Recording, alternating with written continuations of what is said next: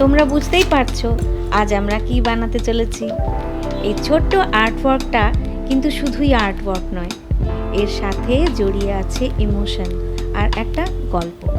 শুনবে তো সবাই?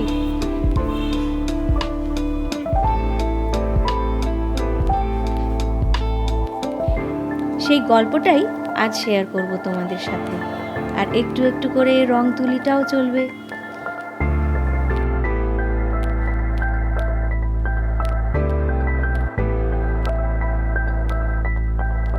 একটা ছোট্ট আর্ট পিস যে এভাবে কাউকে নাড়া দিতে পারে আমি স্বপ্নেও ভাবতে পারিনি।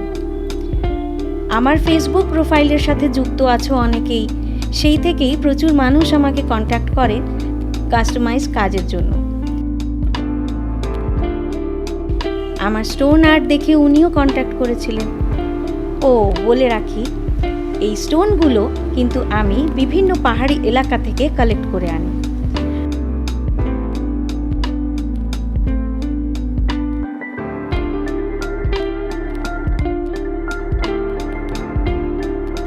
আচ্ছা চলো গল্পে ফিরে যাই।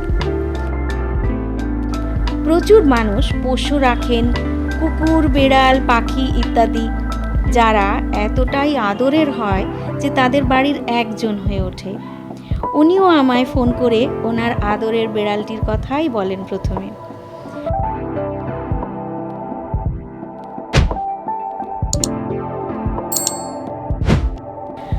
আমার কাজের সুবিধের জন্য বেশ কিছু ছবি আমায় মেল করে পাঠান, কিন্তু ছবি পরিষ্কার না পাওয়ার জন্য বাধ্য হয়েই আমায় গুগল বাবুর আশ্রয় নিতে হয়।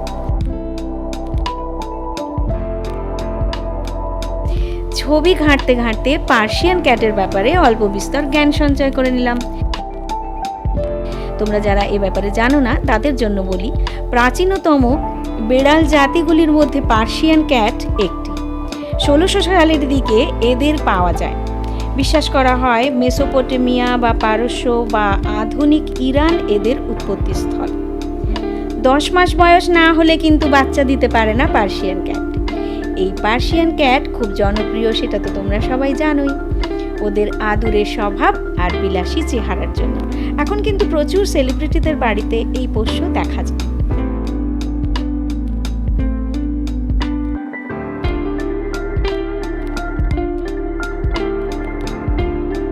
একটা কথা না বললেই নয়, পাথরের ওপর রং তুলিতে ছবি আঁকতে আঁকতে আমি না ওদের আদর করি।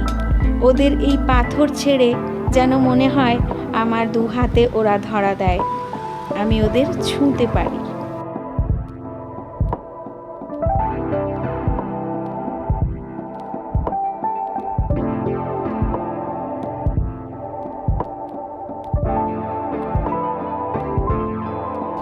আমার স্টোন আর্টটা যখন ব্যাঙ্গালোরে পৌঁছয়, উনি যখন হাতে পান আমায় হোয়াটসঅ্যাপ করেন।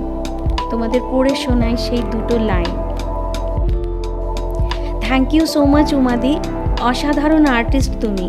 আমার ছোট্ট ছানাটাকে তুমি আবার আমার ঘরে ফিরিয়ে দিলে। Can't thank you enough. বড় রিয়েল, বড় মায়াতে ভরা এই ছোট্ট আর্ট পিসটি। Hats off to your talent, detailed work and hard work.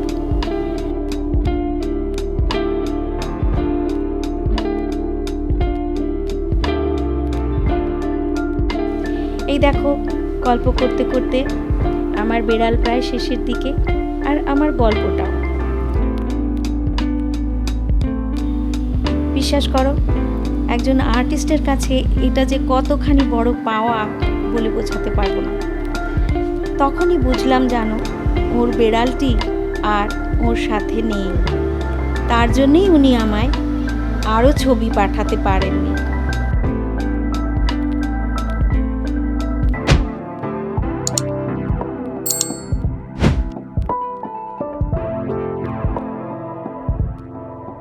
আমার এই পার্সিয়ান ক্যাট আর তার গল্প তোমাদের কেমন লাগলো জানাতে ভুলো না কমেন্ট বক্সে।